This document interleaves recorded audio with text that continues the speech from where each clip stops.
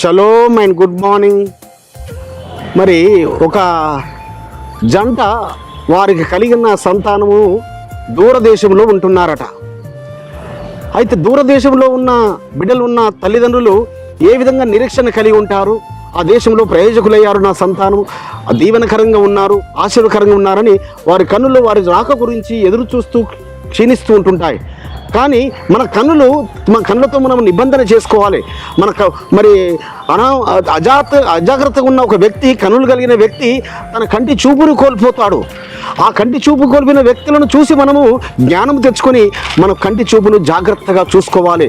కంటి చూపును, ఎందుకనగా మన కన్ను ఏదైతే చూస్తుందో అది మన హృదయంలో చేర్చబడుతుంది.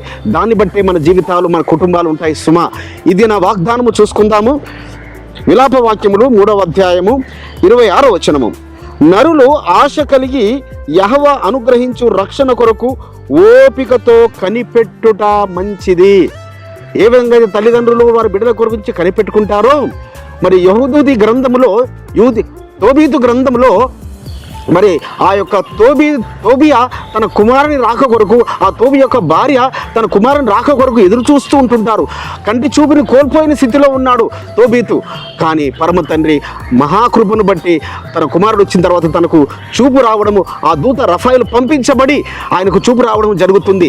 అదే విధముగా మన కంటి చూపుల ద్వారా మనం ఏం చేస్తున్నాము, ఏమి చూస్తున్నాము, మన కంటి చూపును జాగ్రత్తగా కాపాడుకున్నప్పుడు మరి మనము ఆయన సన్నిధిలో దీవించబడిన వారుగా ఉంటాము.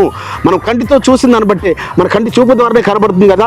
దయ కానీ, జాలి కానీ, కరుణ కానీ కోపము కానీ, ద్వేషము కానీ, అసూయ కానీ ఈ కంటి చూపు ద్వారానే పరిశుద్ధులారా. కాబట్టి నజరేయుడైన యెహోవా మెస్సీయాను పోలి నడుచుకున్నప్పుడు మనం దయగల మాటలే ఉంటాయి, దయగల చూపులే ఉంటాయి, దయగల మరి దీవెనల మాటలే మనము మాట్లాడుతాము.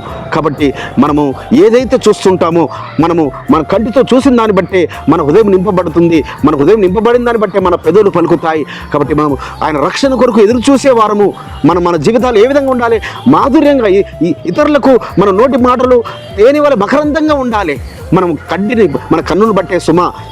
కాబట్టి మనము ఆయన రాకడ కొరకు ఎదురు చూస్తున్న వారము, ఆయన రాకడ కొరకు ఎదురు చూస్తున్న కన్నులు కలిగిన వారము. ఇస్సాకు గారట మరి ఆ యొక్క తాను చూపు కోల్పోయాడు. ఏ స్థితిలో చూపు కోల్పోయాడు? పరమ తండ్రి వాగ్దానాన్ని మరిచిపోయి యాకోబుకు బదులు ఏశావును ఆశీర్వదించాలని చూశాడు. కానీ గుడ్డివాడయ్యాడు.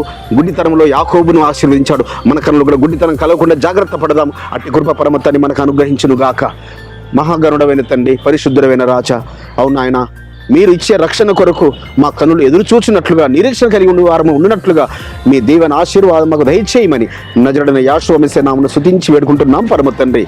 మన రక్షకుడును విమోచకుడును నజరేయుడైన మన పరమ తండ్రి అయిన ఆయన సముఖము నుంచి శాంతి, సమాధానము, కృపయు మెండుగా మీకును, మీ కుటుంబములకును, వంశములకును కలుగును గాక. ఆమేన్.